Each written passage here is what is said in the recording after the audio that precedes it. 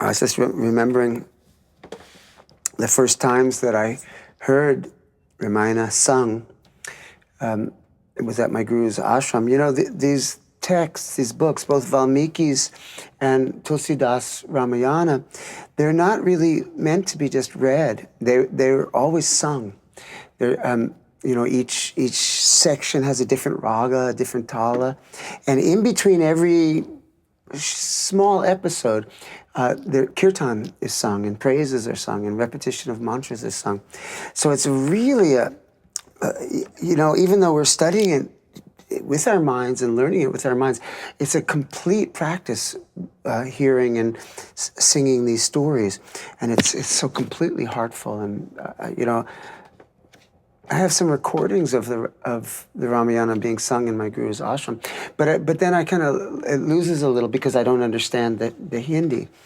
But it was amazing to actually be part of it, to be there, and to feel how much life, how much, you know, it's not just history. I mean, it is history, but it's not only history, and it's not just spiritual teachings, although it is spiritual teachings, but it's completely present. And happening today.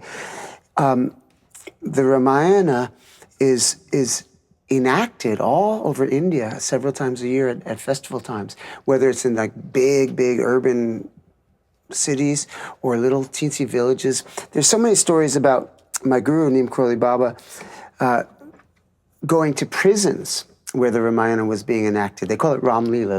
Leela means play.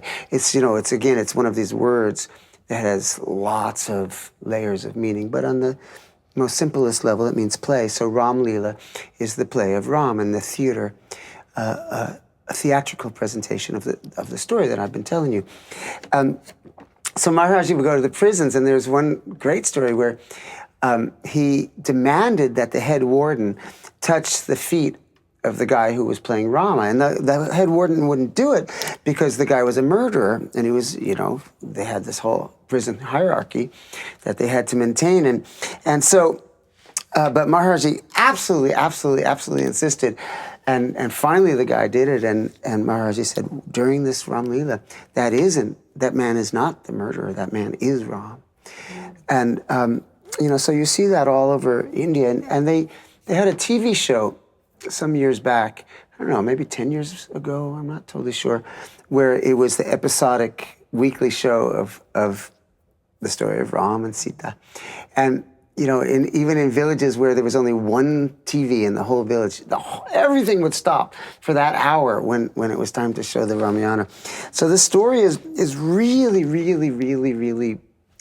revered and held in such high regard in the Indian culture. It's one of the main scriptures, you could say, but again, it's a different kind of scripture than what we usually think of as scriptures. It's a song. Valmiki's Ramayana is considered the first poem. It's called, what's it in Hindi? The Adi Kavya.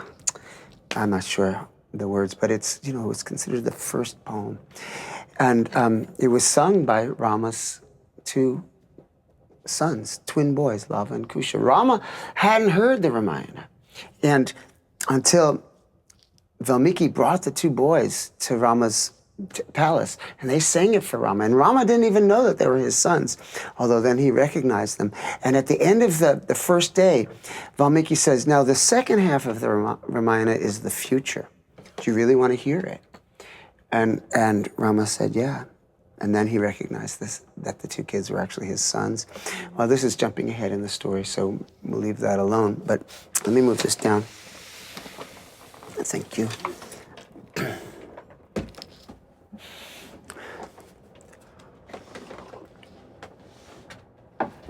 So we left our heroes in a gathering in a giant cave in the mountains with Sugriva and the band of exiled monkeys. And Rama and Sugriva had a long discussion about how could they help each other. And what an odd situation that they were all in exile. These monkeys were in exile from their home, and Ram was in exile from his home, although